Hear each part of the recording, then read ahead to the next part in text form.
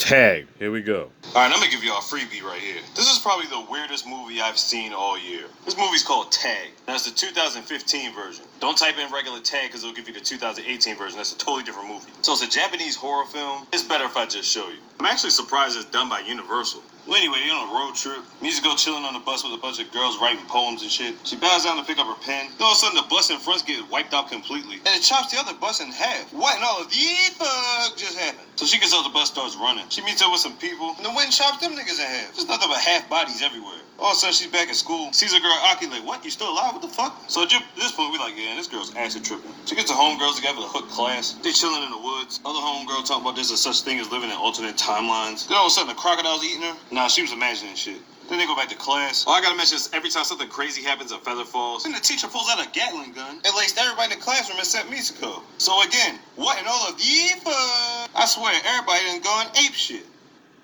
Everybody running out to school. This chick got a motherfucking rocket launcher. Mitsuko runs to a random ass town. She runs to a police officer just terrified. She thought the police lady confused her for somebody else. But then she looks in the mirror and she looks different. Starting to think I'm acid tripping. She's supposed to get paired for a wedding, and all of a sudden Aki shows back up. I thought she was dead. The fuck going on? Then she's like, look, just follow me and do what I do. Then she just starts snapping necks, drop kicking people, stomping heads out. Yeah, Mitsuko, what the fuck is going on? Then they try to get her married to a pig head. Mitsuko ends up murking niggas. Then they end up fighting these two chicks in black. Then all of a sudden they run and she turns into a jogger. Then she's running away from the chicks and the pig head dude. Then all of a sudden she's in a tunnel. She's led there with a bunch of girls with school outfits on, claiming Mitsuko needs to die for everybody else to live or some shit like that. Then she turns back into herself. And Aki's back says, you gotta pull these cables out my arms. And she does it so hard she splits in two. Again, what in all of these fuck? Then she walks towards a purple light. Then she's in the kitchen in a restaurant. Then there's a bunch of guys looking at pictures of her.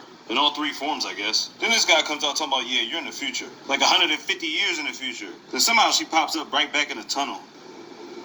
Then all of a sudden she's surrounded by snow. And then she goes through this temple with a bunch of other girls on the wall. She gets to this room where this guy's playing a video game. And what's the video game based on? All the shit she's been going through leading up to this point. So he explains to her that she's actually a doll. They cloned her DNA over years ago. And that all her friends been died, including herself. This guy basically just makes the dolls come to life so he can have sex with them. Now, if he made the DNA work with her, can he make it work with everybody else? Well, anyway, she puts a stop to this shit and kills herself. The last thing we see is her laying in the snow talking about it's over. It's finally over. Okay, I get the fact that her life was a video game and she was trapped in it, but how did pulling on the wires make her come out of it? Number two, did the DNA thing only work on her? Because all the other dolls were just sitting there. This is a weird movie, and it took to the last 20 minutes to make it less confusing. So there you go. This Tag movie, 2015 version, is vastly more different than the 2018 version. I don't even know how to feel about this film. I would definitely say it's a psychological experience. You can catch this movie on YouTube. Just type in Tag 2015, it pops right up. So there you go. Gave you some weird shit to watch.